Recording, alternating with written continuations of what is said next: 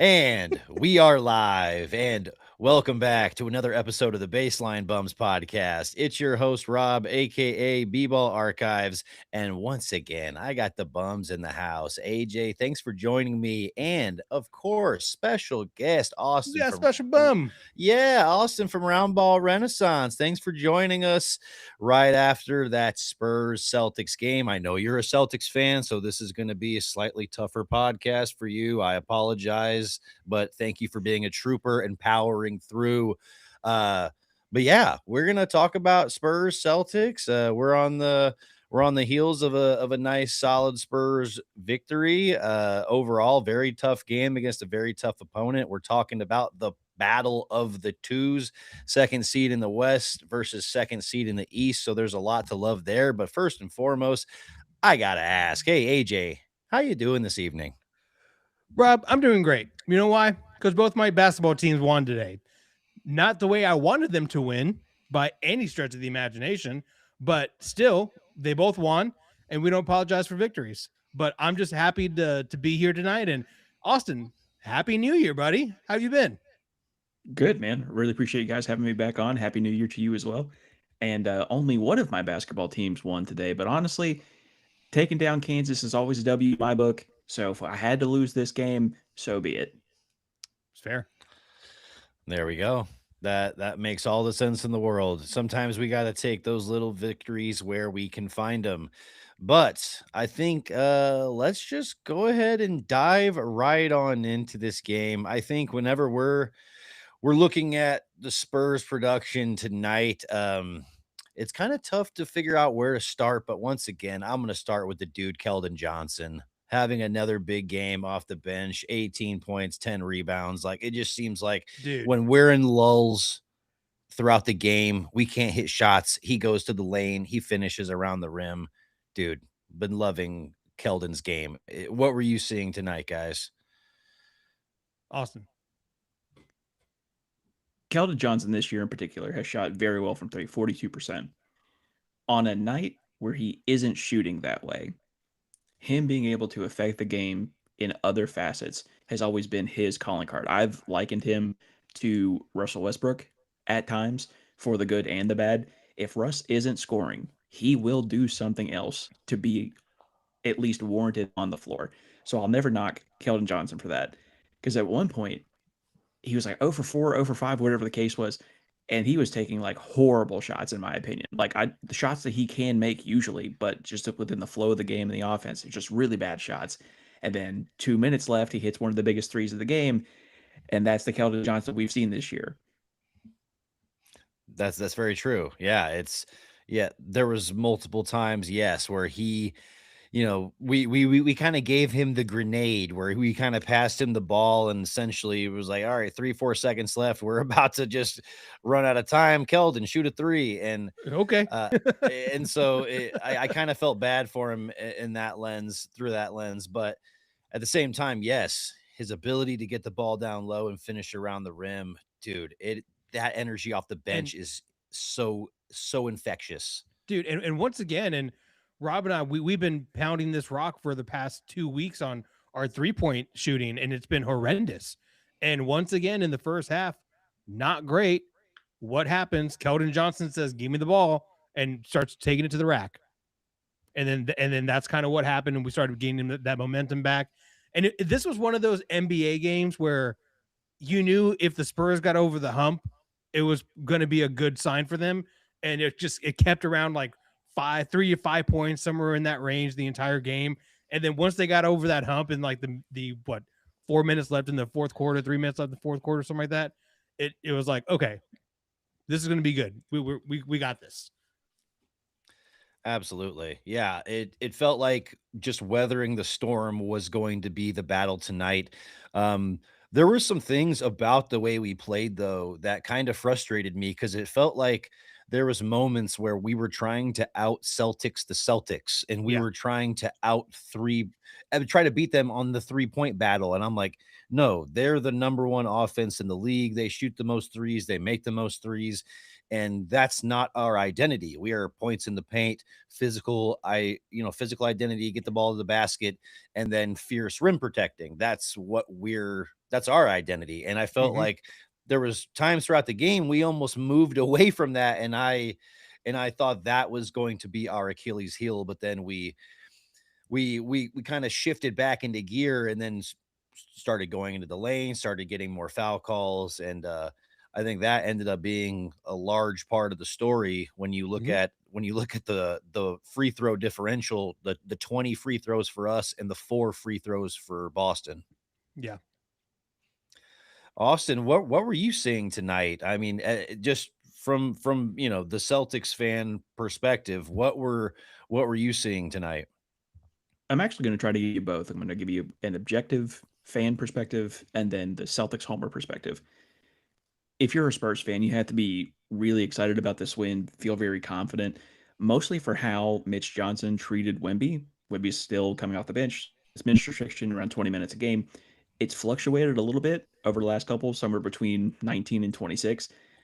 When Wemby went out and the Celtics started to go on the run, in the past 5 games or so, Mitch Johnson would have said, well, that's the way the cookie crumbles.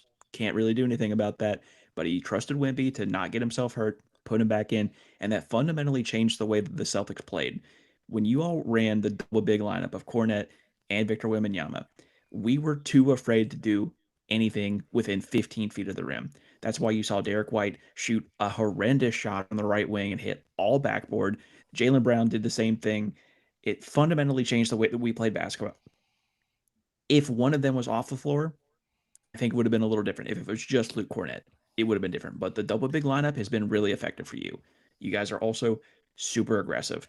Defensively, putting your head down, getting in the lane, that's been your calling card. So I think objectively, as a Spurs organization, as fans, this is a really solid win again against the second team in the East. Now that I've given you all the pleasantries and all the flowery language, I don't know what you guys shoot usually. I would imagine it's around like 34 to 35% from 3. Oh, we wish. Dude, over the last month, we've been the 27th team in the NBA, shooting barely 32%.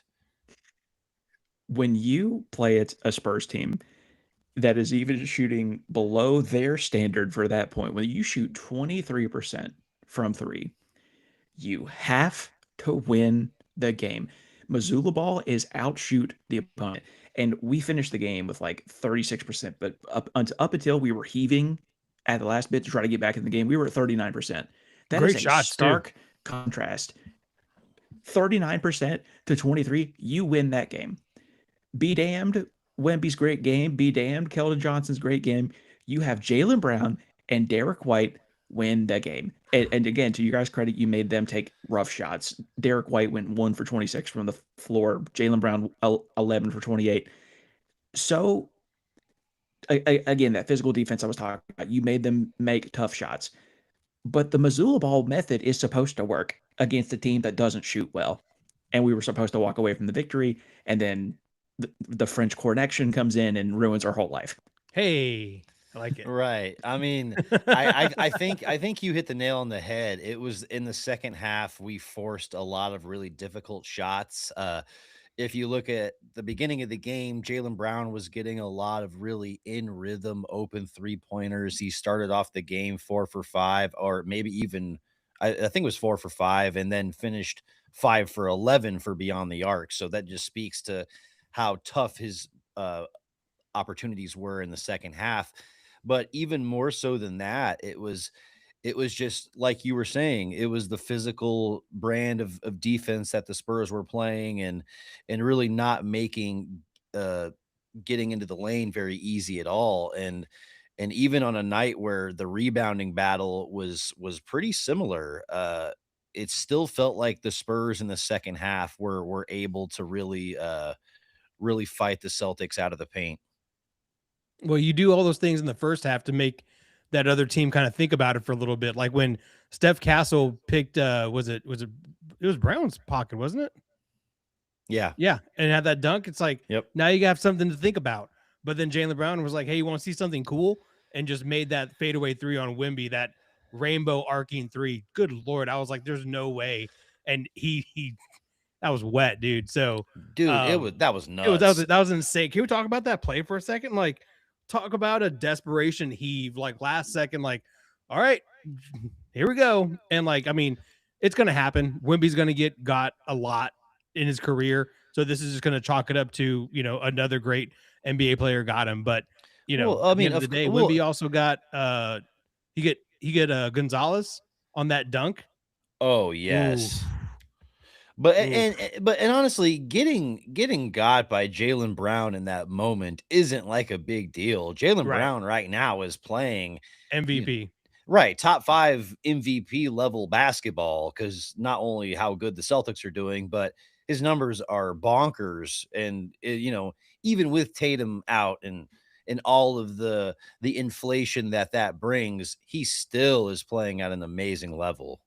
What Also, let me ask you, what would you give up for Luke Garza? Because he's a guy, if he's going to make 3-pointers and shoot 3 for 4, I have a silver and black uniform that will look pretty good on him.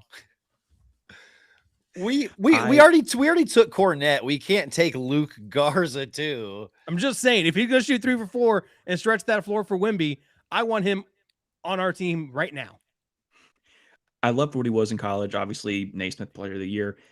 When he got to the league, whether it was what was with the Pistons or the Timberwolves, and it just wasn't panning out, I thought, okay, this is it Right. for him. And then we signed him on that deal. I go, okay, well, I really liked him in college. At least we get to end his career in Boston. I guess that's cool. And he's really outperformed his contract and the expectations that a lot of people had on him. Luka Garza, the same thing with Josh Minot whenever he plays, is so weirdly vital to how the Celtics play basketball that I don't. He's not priceless. I'll tell you that. Maybe How about a to be fair, red-haired Jeremy Sohan? no, Oh, you. well, we honestly, talked a little bit about that earlier. I think the best we can do is magenta haired. Motherfucker looked like a cake ball. Dude, he really did. I was about to say, it looks like you could be sold at Starbucks right now. And JTV with the comment, ugly win, but I'll take it. We really need to find an answer for the 3-point issue. Absolutely. Yeah. Luke Garza is our answer.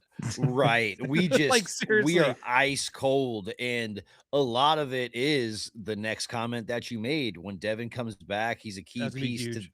to this issue. Of course, yes, he's arguably our best 3-point shooter, but it can't just be one person is the answer. We Yeah. need Harrison Barnes to find some consistency, Julian Champagne to keep having better and better games like he has been. And man, he's honestly, I want to glaze Julian Yeah, Champagne he's for a been minute.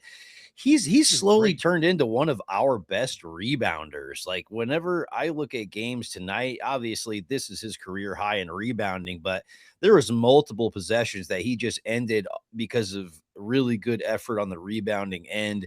And Yeah. and I, going into the year, I was like, dude, all of his value is in shooting. And when he has off nights, he really doesn't have a lot of value.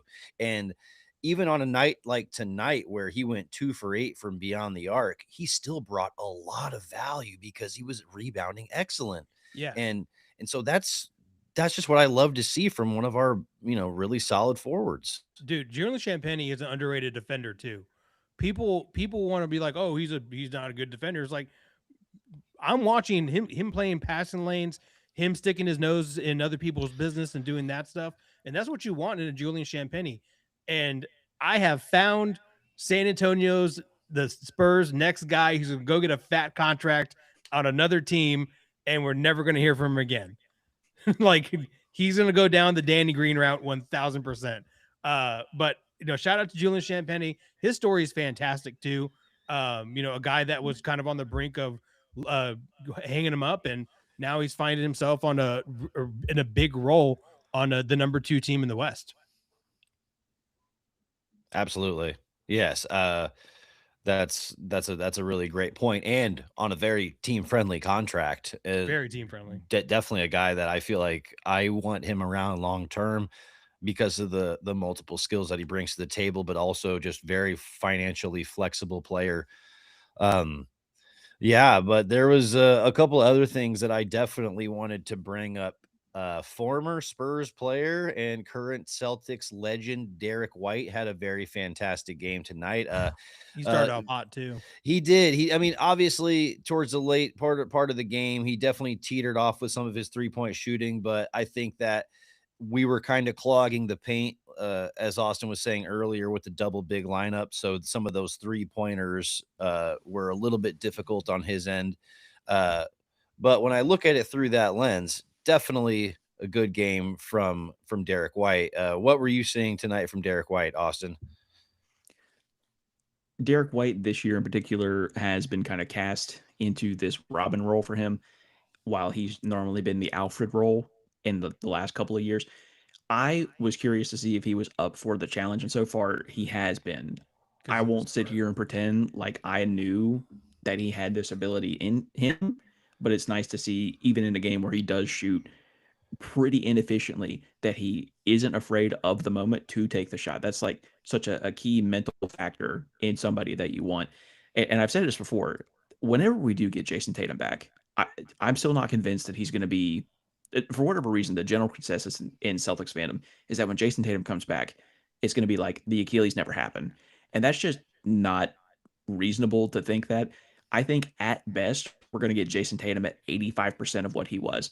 But because of this year, because of Jaylen Brown playing out of his mind, because of Derek White stepping up, I think that being able to step up and supplement the 15% that we're going to lose from Jason Tatum is going to be super important for next year. So, regardless of how this season turns out for him, I love what Derek White's been doing. And maybe next year we're hanging up another banner because of Derek White's growth this year. calm down. Yeah, I mean, hold up. Banner raising? I don't know. I'm just kidding. But no, but You raise a banner this decade, pal. You get to talk shit. no. That's true. Fair. That's true. But that is a great point. Like you guys are playing really good cohesive basketball, and this is all without your most talented player. So I think there's a lot to be said about that. Whenever he does get healthy and reacclimated to the lineup, like I see you guys even being able to reach another level, potentially getting back to where you guys were just, Yeah, like dude. Like, 18 honestly, months like ago. the fact that you guys are second in the West right now is insanely impressive, and it goes to show you when you shoot a bunch of 3-pointers, a lot of good can happen. Oh yeah, Put that Missoula ball right into my veins. absolutely. Which is crazy because he was part of the Press Virginia squad, wasn't he? No, that was the first tenure of Bob Huggins, like after John Beeline, then Bob Okay. Huggins. That was the team that made the Final Four where we beat Kentucky, that John Wall, DeMarcus Cousins squad, Yeah. and then ultimately ended up losing to Duke in the semifinal. But even then, Joe Mazzulla wasn't like that. He was just like Yeah. this gritty, hard nosed defending, get down into the lane kind of guy. He wasn't lighting up like that. The royal Oh, yeah. family, Joseph, Mary, and Jesus.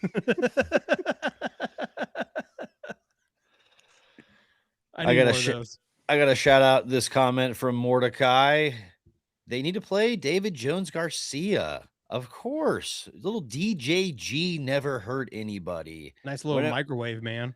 Absolutely. Whenever he gets in the game, you love the intensity that he brings, and he's got a good offensive skill set. A little bit raw at times, but Of course. dude can score in a wide variety of ways. So I'm definitely excited to see him kind of in that. If we get some injuries and we have to play him some minutes, I don't mind that too much. But what were AJ? What were you seeing from Wemby tonight? There was definitely some good, but definitely some moments where he was getting pushed out of the paint. What were Yeah, you feeling about Wemby's performance? it's whenever we play the centers in the East, I feel that Wimby has a lot of trouble with them because they're more of like the bruisers down low rather than more of the kind of the finesse guys that you see in the West, like the playmakers. And they're in the East, and I feel like they're more of like down low. We're going to beat you up. I'm here to protect the rim, and I'm here to grab rebounds. If I get a putback dunk, then cool, but I'm not looking for that. So he just has these troubles with the Eastern teams, and I was happy that he was hitting threes. Seems like he was kind of struggling with that for a week or so, but at the end of the day, like I expect these things from Wemby at this point. I expect him to have these blocks. I expect him to get these rebounds, and I expect him to have highlights every game.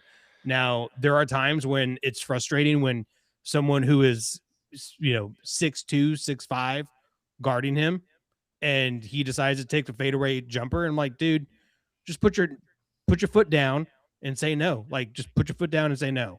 So I just want him to see what I see, and I know what he's doing. It's still a good shot because the guy can't get to it, but I would love for that shot to be 5 feet closer to the rim. Oh, yeah. Well, the frustration is that shot can happen whenever. I Yeah, mean, that shot should be reserved for there's 1 second left. You just gotta hoist something up, and you know that it's not gonna be contested because you can shoot right over him. But yeah, that was one of my chief frustrations and one of the first notes I wrote down tonight. I mean, I know that the Celtics were running doubles at Wemby and they were pinching on him in the high post and various things like that, but he's got to fight more to establish position down low so he can catch the ball within, 5, 6 feet and then turn. And then the finish is right there. Like yeah, he doesn't have to put the ball on the ground as much, near Derek White or, Peyton Pritchard, who's going to get those steals. They have quick hands. They're active defenders. Like they're going to get those steals. yeah, And you have to be of the mindset that they are going to get those steals. And so I just want to see him start like basically right under the basket, just from the very beginning, start under the hoop and then start working your way out, cuz I guarantee you the offense is going to look different and the defense is going to have to just put two people on you even sooner than they are, and you can really make them pay. I think Jordan Walsh did a really good job making him uncomfortable too. yeah. He did. It wasn't a ton of minutes. Jordan Walsh only played 13 minutes, but there was, 7, 8 possessions where Wemby looked noticeably uncomfortable. And it was what you were talking about. You want to see Wemby catch the ball that 7, 8 feet to the rim, but Jordan was pushing him out, making him catch it at 12, 13 feet. And when it's a game of inches like that, it's really going to make it more difficult shots. That's when you started to see the faders. And again, like AJ said, that's a good shot because he's 8 feet tall and he shoots way above his head.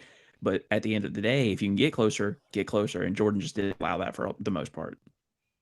Absolutely. And yeah, and he's strong too. He's a good strong defender. So um he was definitely getting under Wemby and kind of using that low center of gravity on him. So I was definitely was kind of upset with where Wemby was starting possessions, but then obviously Yeah, he hits the big mid-range shot right there at the end of the game, followed up by the big Julian Champagny block, and then it's hard to get mad at the guys after that. yeah. It's I mean, like it wasn't clean. We're running in mud still, but I guess for me, what really sucks is that Dylan Harper is now a rookie.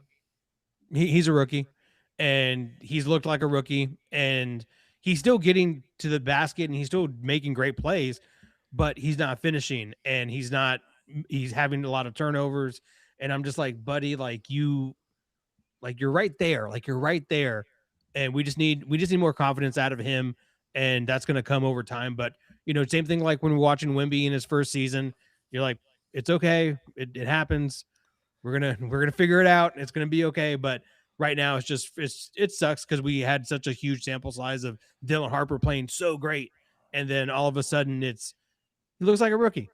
That's all it is. Well, this is the rookie wall too. This is about the time where you Yeah, max out on college games and now you're tired. So right.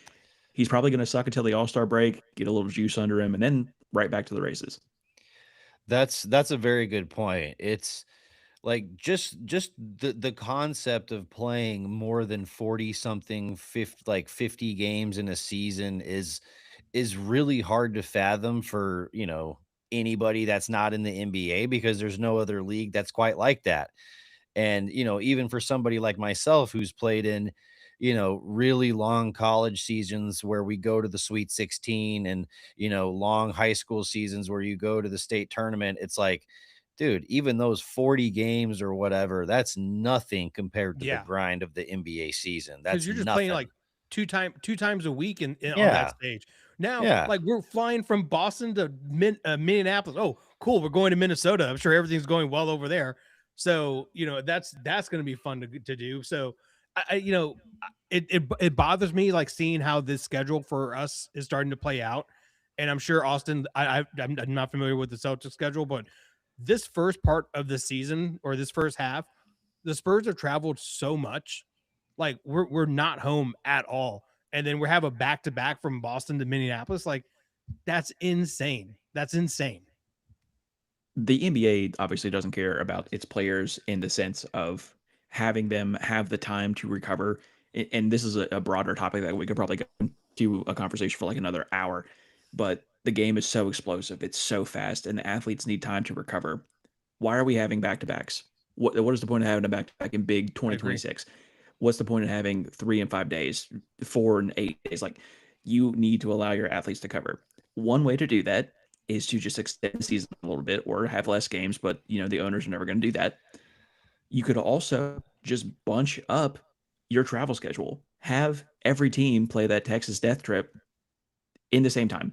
Yep. It like obviously there's distances between all three of those cities, but they're not so far for a private jet. An hour Just on a plane. Yeah, like do that. Have all the teams play New York and the Nets at the same time. Have them play both LA teams at the same time. You could do that. You could save so much. It's better for the environment. You save money theoretically. It's better for the athletes. But Adam Silver doesn't care. No. Well, and also here's another thing too, like the NFL once a week, English Premier League once maybe twice a week. You have in the middle you have some cup stuff in there as well. So like for the NBA, it's okay to be missed. Sometimes you want to miss things. And I catch myself right now going, I like watching the Spurs, but we've watched them so much lately. I'm cool with it. I'm happy about it. But also, like, I would love a break. I would love, like, 2 or 3 days, 4 days would be great. Where We just can had just 2 days. Oh yeah, 2 days, whatever. But then like I want to miss watching them play, is what I'm getting at. And Right. sometimes you just have to miss people. Right. No, I agree to a certain extent, but I think that ultimately the 82 games is never going to change. I think that the only solution is really just adding like 2.5 weeks, 3 weeks onto the season, just kind of adding a little bit more of a travel buffer where you're not having people that are stepping off of planes at 3 a.m. getting minimal sleep, Right. turning around and then going to shoot around right after they're kind of half awake at their breakfast. It's like that just Dude, shouldn't be the NBA. No, dude, they need to have like proper bowel movements and all that stuff. Like you can't just like willy-nilly like freestyle it. Like that's not gonna happen. You got to be like 8:30. I got to be on a toilet from 8:30 to 8:45. Don't disrupt me. Oh yeah. If you would start the season October 1st instead of October 17th or whatever it starts at, and then extend the end of the season 2 weeks, all of the problems go away. Yeah. Keep everything the exact same way that it is. Just spread it out a little bit. Yeah. And I'm not going to sit here and act like all of the injuries would go away. I would bet pretty serious money that it gets reduced by a lot just doing that.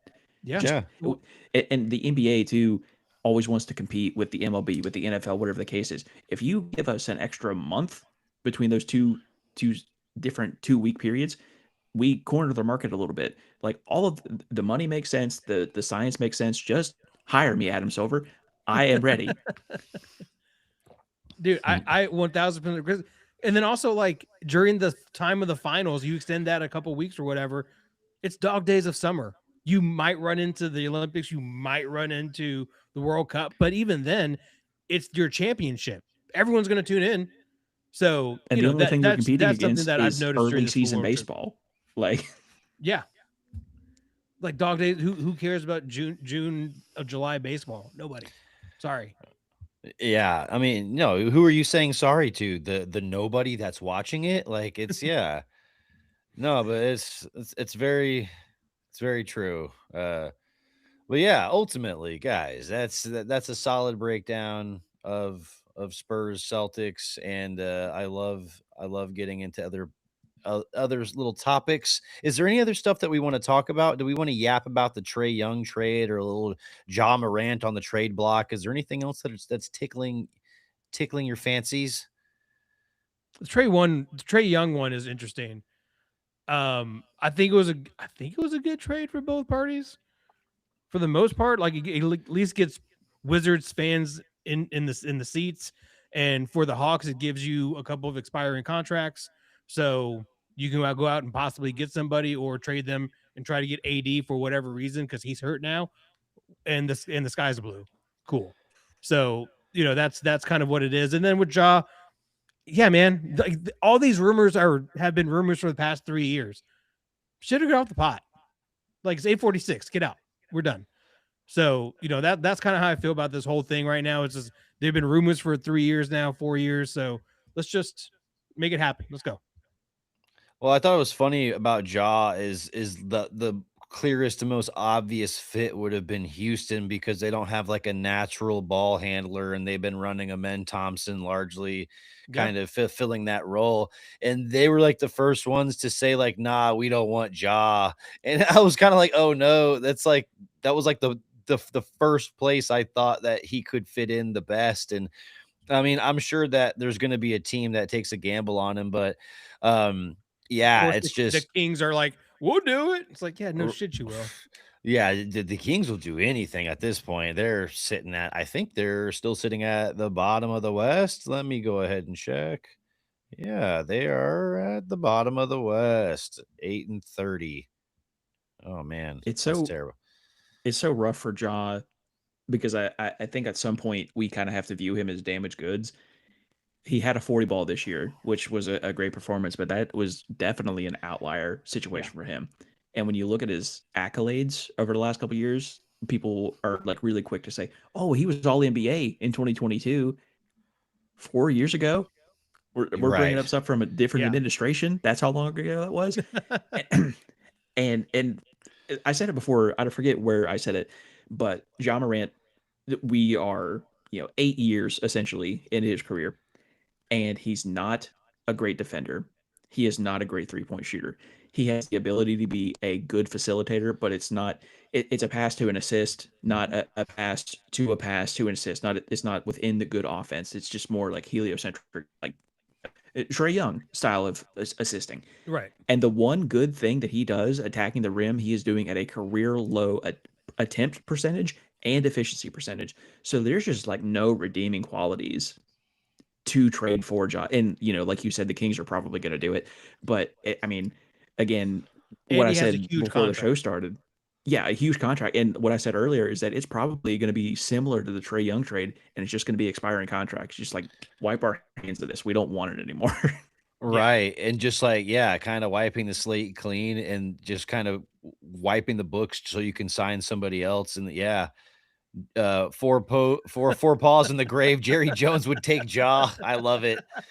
He would take a gamble on him, He'd be the like, oh, waving the guns in the strip club, not a big deal, not a big he's like, deal to one time we did Jerry. that back in '82.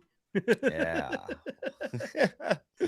Yeah, that's honestly mild behavior for the Cowboys locker Jerry room. Jones is like, That's we're gonna sign a 1 year deal and just gonna see what happens, man. You never know. But oh my goodness. I think I liked his attitude. Not trying to sign in laws, trying to sign football players. But honestly, I agree wholeheartedly. It's like there's little upside to Ja now. His mid-range shooting, I can't remember the numbers off the It's top of my booty. head, but it was I think either the second or the third worst in NBA history when you look at the sample size. And he's shooting barely above 20% from three this season. It's like you literally fell off of a cliff on your ability to create gravity. And sure, you still have that dynamic finish at the rim, explosiveness for a little bit longer, but once that goes and you don't have a shot to fall back on, you are Yep. screwed overall as a player. And I It see that happening to Ja, honestly. and it sucks because his shoes badass. His John Morant shoes awesome, and it sucks because why would I buy a John Morant shoe at this point? There's no point. I just burn money at whatever. So like No. it sucks because it's probably one of the coolest shoes I've seen in a long time. Oh, dude, dude, I'm hurting, dude. I have this really sick one of one John Morant card, and it just keeps losing value. Oh, it speaking of literally cards, it literally a just full keeps binder. losing. Oh, excellent, dude. I need to help you get those graded and Yeah, help you make some cash. absolutely. Well, Um, is but there yeah, is there any other news that you guys can think of? I don't know. I mean, I think we've touched on just about everything that was necessarily tickling my fancy. Obviously, we yapped a lot about the Spurs victory over the Celtics, and it was sloppy for a lot of the game, and we shot horribly. But at the same time, a sloppy win, we will take it. Yeah, We sorry, we take Austin. we take those wins over here. And we only But play you guys twice a year, so haha. We're gonna have to get our lick back. That's just that's all it's gonna have to be. right, yeah, that's that. Well, hey, that could be the case. I mean, and honestly, it's only good feeling this way after a win because you guys are a worthy opponent. It's not like, you know, I was genuinely pissed off when we lost to the Trailblazers and the Yeah, Jazz, and it was like a close game against the Pacers. But it's like if we would have lost against y'all, I would have understood and known why. yeah. That's how I feel about tomorrow. Like I hope we win. I hope we beat the Timberwolves, but I'm not really hoping for much. Right. On the But second night of a tough back to back, it's right against Anthony Edwards, who's coming off a loss, or yeah, they lost today, right? They played at 1 o'clock. They lost and gave up 146 points to the Cavs. Whoa. yeesh, yeesh. So so I'm sure they're pissed off, and they're going to be a little bit more rested than we are, and they're going to be at home. And Yeah, Cleveland to Minneapolis is a lot shorter than Cleveland to Boston. So, yeah. but So let's speaking of Boston, you ooh. mind if we do a blind rank? Ooh, I love it. Let's do it. You guys can work together All right. now because we played the Boston Celtics in Boston. I was like, well, what can I do to make this Boston-y? And I was like, what's more Boston than Ben Affleck? So we're gonna blind rank Ben Affleck movies, but Oh, only the good ones. I'm not gonna give you a Geely and throw a curveball on that one. So you're what? good. That is a legendary performance amongst the filmmaking community. That is a pillar of excellence. No, I'm just kidding. It's a pillar of something. Right. All right. So the Ben Affleck blind rankings. We're gonna start this one hot. We're gonna go Gone Girl. Oh, Gone Girl is a David Fincher classic. That's a banger. I mean, I don't know how you feel about Gone Girl, but this has got to be one or two for me. Yeah, it's high. I'm afraid he's gonna give us Good Will Hunting though. I don't know if he classifies that as a Ben Affleck movie because that's Good Will Hunting's got to be one for me. I'm willing to put Gone Girl at 2 though. Absolutely. Okay, then I'm comfortable with that. Gone Girl at two. The Town. Town's pretty good. It's Joe Mazzulla's favorite movie.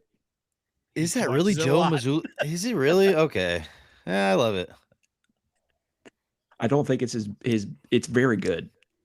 I just don't think it's his best. I feel pretty comfortable with 4 probably. I was about to say three or four. I'm down to go four. 4. Let's go four. All right. The Accountant. See, I didn't love The Accountant. I I, I I didn't either. thought I thought it kind of had a fairly stale story, and it was a fairly stale acting performance from him. And I know that's kind of what the role called for, but still, I didn't. I'm down with putting that at five. Same. 5. All right. So Gone Girl's at 2. The Town's at 4. The Accountant is at 5. Good Will Hunting. One. It's got to be one. Yeah. One of the greatest movies ever made. Period. Yeah. Fantastic. Such a I, perfect cast. Dazed and Confused. That's going to be your number 3. Oh, okay. You know what? I'm honestly good with that. Dazed and Confused, I would have probably leaned towards that being second because I'm such a big Linklater guy. Richard Linklater can do no wrong in the directing world in my eyes, but that That is a good list, though. I feel That's a good good. list. Yeah, I feel good with that. I was gonna do like Dogma and Geely and stuff, and I was like, no, let's not go that deep into his archive. But I will say this: I yesterday I watched When Harry Met Sally, and guys, if you haven't watched that movie recently, it's on HBO right now. It is such a great movie from start to finish. The acting's a 10, the directing's a 10, the score's a 10, the setting's a 10, everything's a 10 in that movie. It's such a great movie. The dialogue's amazing. They don't make the dialogue like that anymore. Just you knew what was going on. You didn't have to have this full background story of Billy Crystal and how he got from Chicago to New York and all this other shit. You didn't have to know why Meg Ryan was going over there. It was just it's a great movie, and it's so good. It's so good. It's an hour and 36 minutes, so it's literally a perfect movie. And I just wanted to say that live because I've been telling my wife, and she's like, I don't care, dude. And I'm like, no, people have to know this. It's like, Dude, it came out in 1989. Well, it's 2026 and people need to know today. well, dude, I mean, I thought you brought up the best point and what I've always felt about that movie. It has really good, like snappy, quick, witty dialogue that like I agree. They don't write movies quite in that way anymore. And it feels like that movie just lands on your ear very well when you hear like the cadence of and a lot of that I got to give credit to the editing and how Yeah, they paced that movie too. So yeah, really good dude. movie. I agree. And also it's a timeless movie because in the movie, Billy Crystal says, oh, and the Knicks are good. We're going to win the championship for the first time since 1973. Buddy, you haven't. So it is timeless. Yeah, you can't bet on the Knicks. Oh, Billy. Oh, Billy. But yeah, I think that's a perfect segue into some dunks. Do we want to get dunky? Austin, since Do, do you are you yes bum, you should go well dunk first. are you ready for a dunk? Or do you feel like you have some dunk energy that you want to let out? But dunk I and dunk. do I do have a little dunk energy, but I will have to apologize because you will not understand what's going on. Yeah, it's a wrestling related dunk. On There we go. SmackDown, Cody Rhodes faced off against Drew McIntyre in a 3 stages of hell match. While I think the match itself was fine, and while I still think that Drew McIntyre should have won the match and the championship subsequently, the way that he got there was so convoluted and stupid, and it makes both Cody Rhodes and Jacob Fatu look like bumbling idiots. You can do this, you can do the hoodie thing. That's like a staple in wrestling. Totally cool with it. You can attack Drew McIntyre. That makes sense. Don't if you because the whole premise of that was that Drew McIntyre attacked Jacob Fatu that put him on the shelf, so you get your lick back, that you go for revenge. Why wouldn't you wait until after you won the championship to put yourself up front for the next title challenger, or just close the gate behind you so he can't win the championship? For whatever reason, and this is probably like more topical because of the whole Kit Wilson theme song.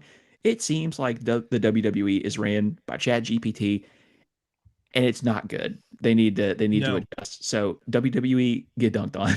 dude, we've dunked on WWE probably more than any other organization out there, besides Crumble Cookie, of course. But I will say, Rob, you would absolutely despise WWE right now because they used to be really good at continuity. It is out the door now, and They it's they need it's to so hire frustrating. You're like 1 week to another, you're like, well, that's not what you said last week. What the shit's going on? they So they need to hire a good script supervisor and bro, continuity would be on point. yeah, for sure, They're that was a good they're dunk. like I liked it.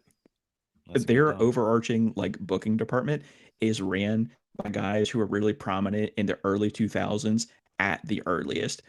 At the latest, like mid 80s. Like they have no idea what is going on. Yeah, because their CTE is so bad with all the chair shots that they took. It's like they can't even think straight. They're like, That hey, makes sense. where's the Rock at? And you're like, dude, damn it. He's filming Black Adam 2. Well, I got a dunk, and we kind of mentioned it earlier. I'm gonna dunk on Jeremy Sohan, dude. Where do you when do you find time to like dye your hair so much? I mean, like all the time, and it's red or magenta or whatever you want to call it. I guess he's getting ready for Valentine's Day. I mean, I guess if we're gonna notice you, we're gonna notice you. Maybe he's giving us secrets, and he's like, I'm going to a team, and it could be red. Like I don't know. Like I don't like it. I don't like the green. I think it's more of a distraction than anything, and he looks like a cake ball. So Jeremy Johan, like I'm gonna dunk on you and your hair. But I mean, to be fair, he only played 4 minutes, so he had a lot of time to dye his hair. yeah, Right. And then when we subbed him in, like he had his knees already iced and like had to like was on the sideline about to check in and like had to get his like knees untaped real quick. And I'm like, bro, like what's with the heavy icing on your knees like 24/7? It's like when you're on the bench, like be ready on the bench. Like, yeah, it's almost got a delay of game because we're trying to get your knees unwrapped real quick. That's dude, crazy. I mean, I'm all for individualism and doing the whole thing. Hey man, hell yeah. I hope that people know who you are when they're watching and they can't really tell or they can't see. It's like, oh, the guy with the red hair, cool. I know where my grandson is. That would be great, awesome. Right. It's But easy to like, dude, notice Jeremy riding the bench with his red hair. yeah, that's exactly it. You're just like, oh, there's a guy with red hair. Just like Sean Elliott once said in a great broadcast, probably about 15 years ago. Well, he has red hair. Yep. Hashtag Matt Bonner when he was on the Raptors. That was the weird times when Bonner was on the Raptors. And yep. Yep, Rob. Interesting.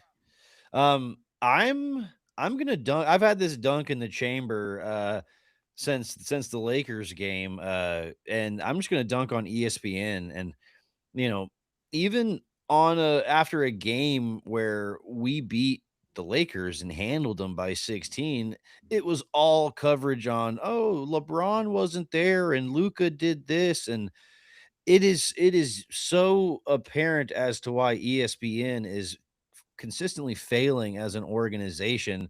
They just they just promote key head figures and then they don't really tell the actual story. They just want to feed in to narratives and storylines. And like we were talking earlier, Austin, all like the narratives and stuff, like that's where a lot of the narratives come from. And it comes from people like ESPN just wanting to talk about the heroes and the villains and just and harp on that instead Yep. of the good basketball that was actually being played. So it's a situation where, yeah, just dunk on ESPN. There's a reason why people are going to independent content creators for analysis more so than going to ESPN because, yeah, it just can't really be trusted like it once could.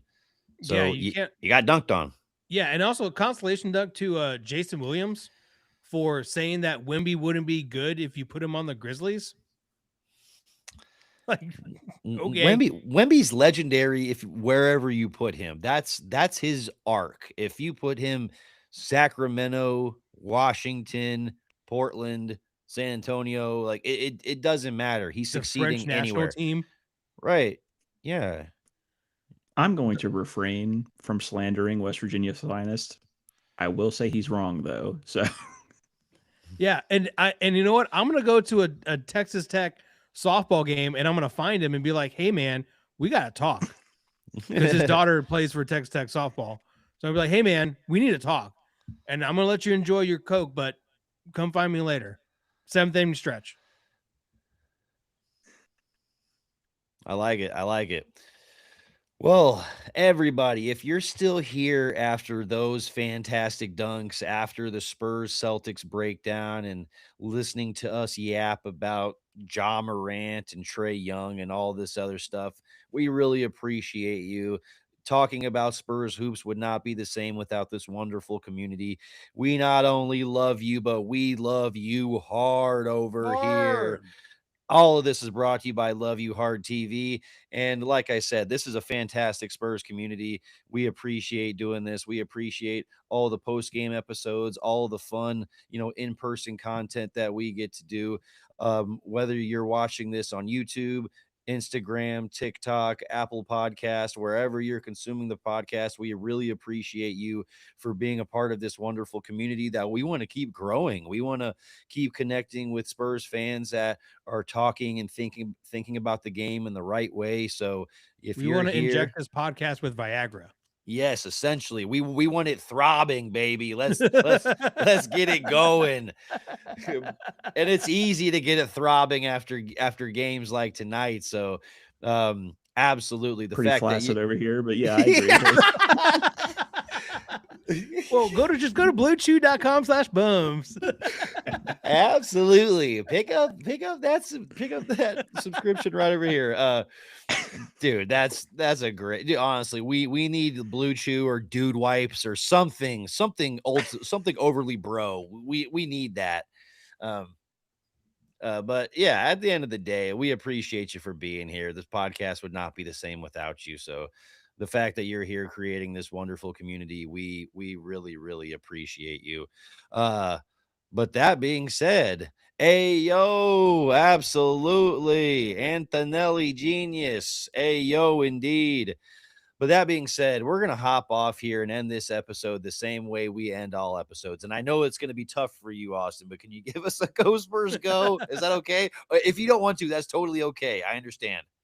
Yeah, I'll be a good sport about it. Okay. All right. He's professional. Oh, I love it. All right. We're going to end this episode the way we end all episodes, and that's with a go Spurs. A go. Oh, we love Keldon Johnson.